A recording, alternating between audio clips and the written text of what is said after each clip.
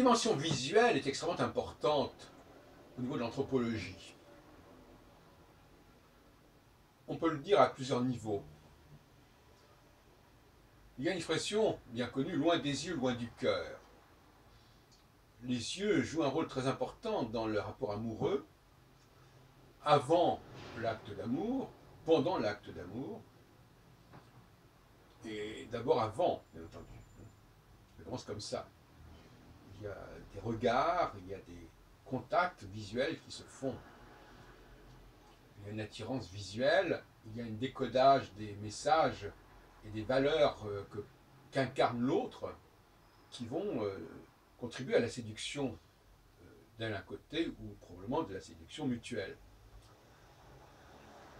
Par conséquent, le développement actuellement des modes de communication qui sont visuels, si on veut jouer sur les mots, parce qu'ils apparaissent sur un écran, mais qui ne correspondent pas à une présence visuelle au regard d'un tête-à-tête entre deux personnes, on est passé à une sorte de visuel du pauvre, en quelque sorte. Une visuelle de rechange, une visuelle de pis-aller. On a une sorte de petit visuel par des expressions qui sont des signes. L'écriture étant un signe, étant faite de signes, et qui se substitue à un visuel réel, authentique, une présence véritable. Alors, je change de sujet et je passe à la question plus complexe de la façon dont nous nous identifions avec ce qui nous ressemble. Parce que la ressemblance, c'est évidemment lié à la visualité. D'ailleurs, on emploie le mot ressemblance dans la Bible, dans la Genèse. Dieu créa l'homme, Adam, à sa ressemblance. Et Adam engendra Seth, au chapitre 5, à sa ressemblance. On emploie les mots demout, qui vient du mot domé, qui veut dire semblable, et tselem, qui veut dire image. D'où l'expression classique, Dieu créa l'homme à son image. Tselem Elohim. Alors, effectivement, nous avons cette manie, nous, les êtres humains, et probablement pas uniquement nous, puisqu'on sait le rôle des couleurs dans les rapports amoureux d'autres animaux. Hein. La couleur est un élément essentiel dans le règne animal, chez les oiseaux par exemple, mais pas seulement. Et effectivement, nous avons tendance à, et ça se voit sur le plan technologique aussi, nous utilisons des couleurs différentes pour désigner par exemple des feux de circulation, pour désigner sur un clavier ou sur un écran ou sur un... on désigne effectivement des boutons, par exemple le fameux bouton rouge par exemple, qui indique l'urgence, etc., etc. Mais c'est vrai aussi au niveau des rapports sociaux, on a tendance à, et c'est encore vrai en 2016, on le voit à toutes sortes de niveaux, dans les services de sécurité par exemple, à Paris, il y a essentiellement des Noirs. Pourquoi? Il n'y a pas de raison particulière, mais c'est comme ça. Ça s'est instauré comme ça, c'est un code qui s'est instauré.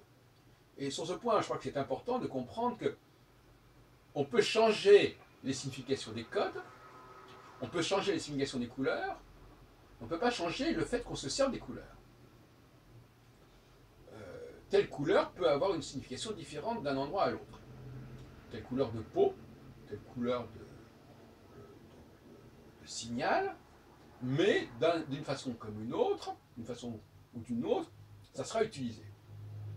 Donc se plaindre que une société attribue des fonctions, je ne dirais pas des qualités, mais des fonctions différentes, des statuts, des rôles différents selon la couleur, ça me paraît tout à fait irréaliste.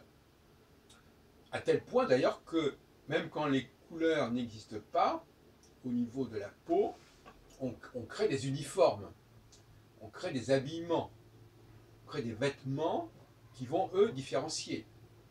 On sait que dans beaucoup de sociétés, certains habillements étaient réservés à certaines religions. Chez les Juifs, par exemple, le chapeau jaune, ou l'étoile jaune, pendant l'occupation, ou, ou certaines façons de marquer le vêtement qui permettaient d'indiquer que telle personne appartenait à tel groupe. Donc nous jouons sur des tas d'informations visuelles qui sont soit propres à la personne dans son corps, soit propres à l'habillement qui est propre à la personne. Et jusqu'à ce jour, d'ailleurs, entre parenthèses, en ce qui concerne les femmes notamment, on voit qu'elles continuent à s'habiller différemment des hommes, en dehors de toute considération anatomique.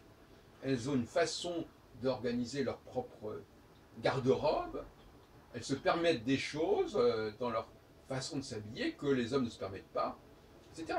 C'est un fait, c'est visuel et on s'en sert. Alors donc, il faut quand même savoir ce qu'on veut.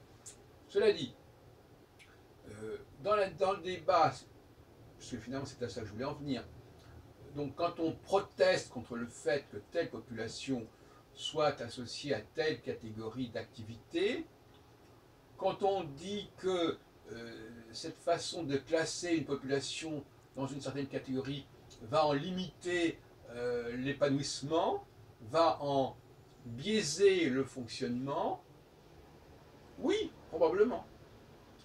Probablement, ça a certainement une influence. Ça va déterminer quelque chose.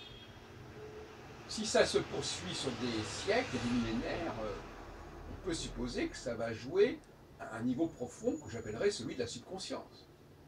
C'est-à-dire que des facultés finissent par être complètement ancrées en la personne, qui appartient à un groupe, qui est membre d'un groupe donné.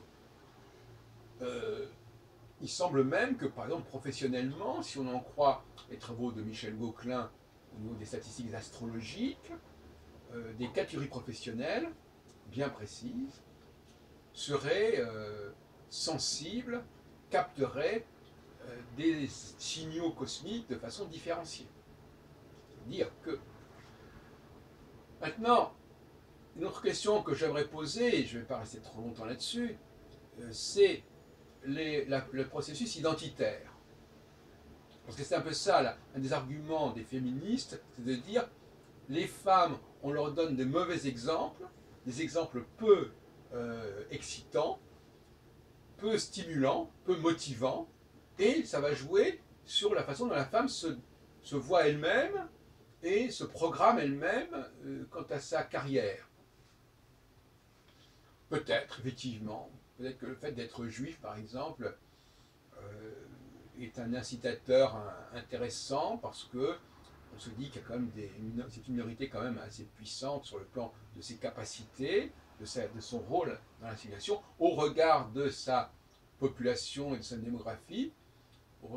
Proportionnellement à sa démographie, elle a quand même un potentiel assez remarquable. Et donc être juif aboutirait à se dire ah oui, mais moi aussi je peux être un petit Einstein, un petit Marx, un petit Freud, un petit ceci, un petit cela.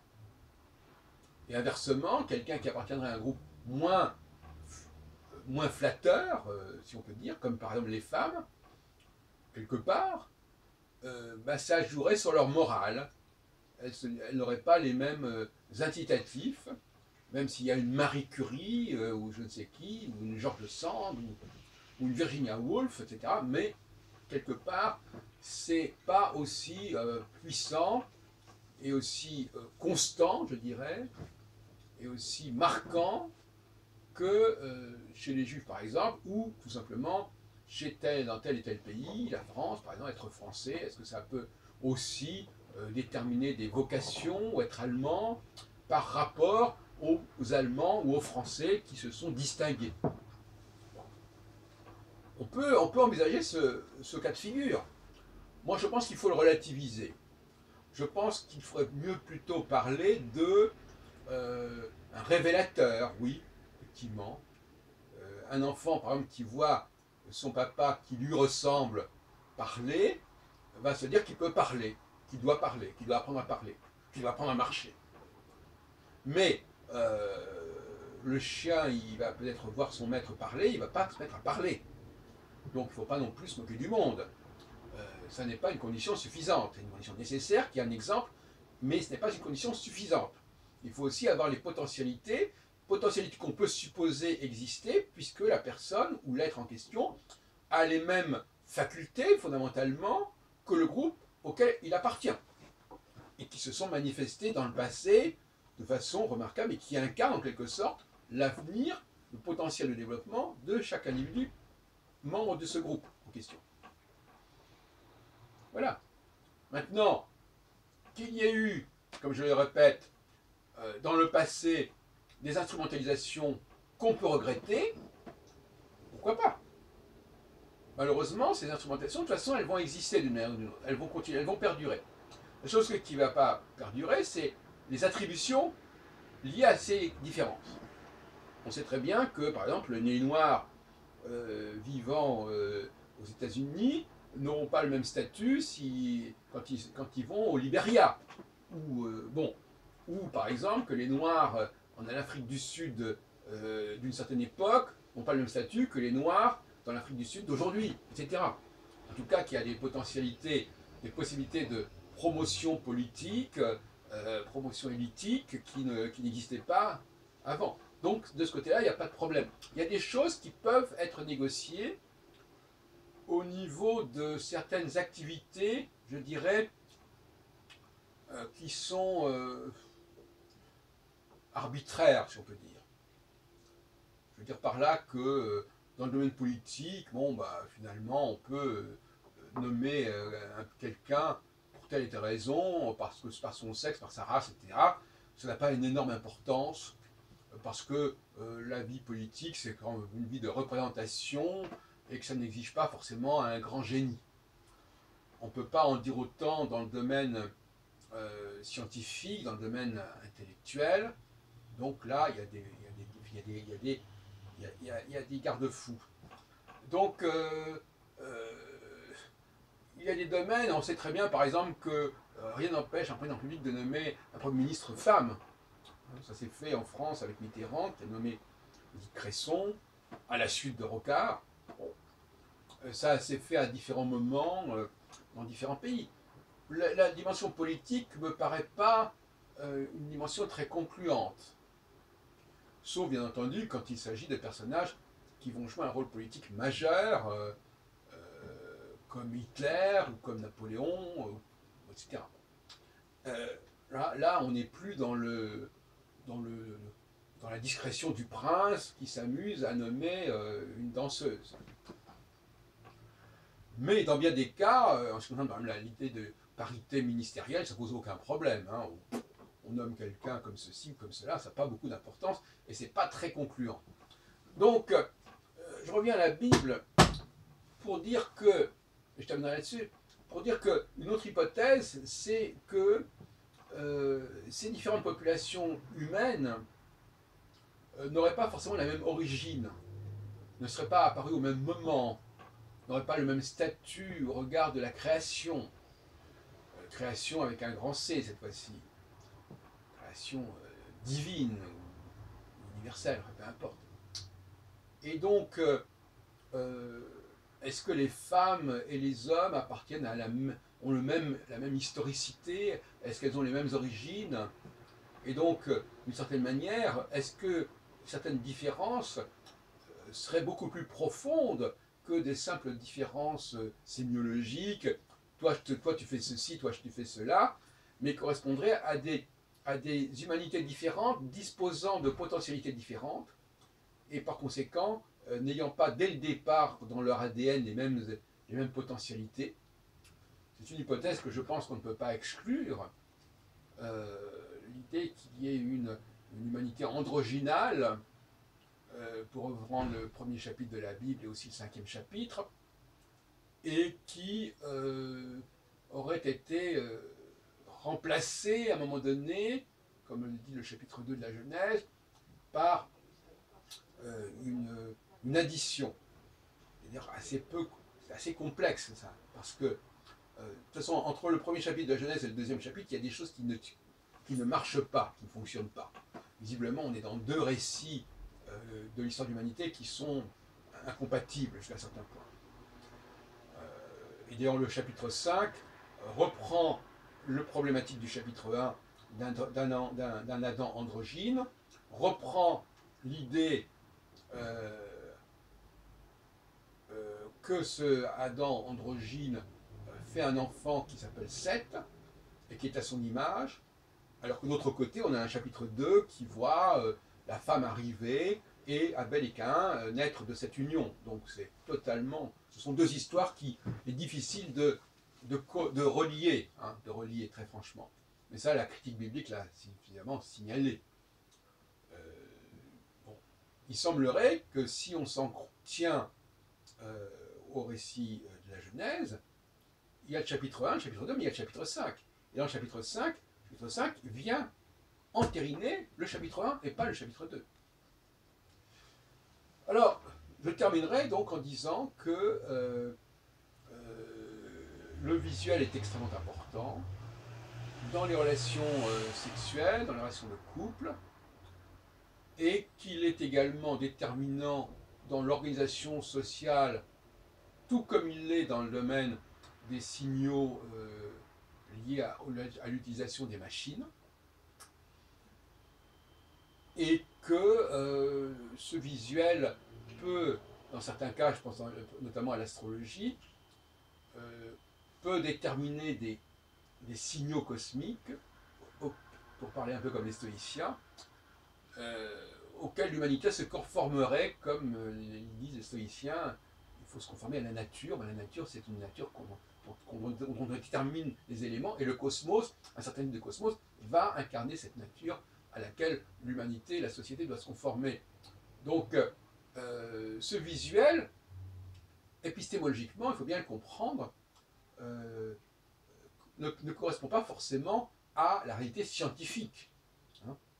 Quand on dit par exemple qu'une planète est conjointe à une étoile, c'est une apparence visuelle, mais ça ne correspond strictement à rien sur le plan astronomique. Mais à partir du moment où c'est un code qui est affirmé, eh bien, nous pouvons effectivement être porteurs de cette sensibilisation à ce type de code, et on ne peut pas le changer. Donc il y a des codes qu'on peut changer, et il y a des codes qu'on ne peut pas changer.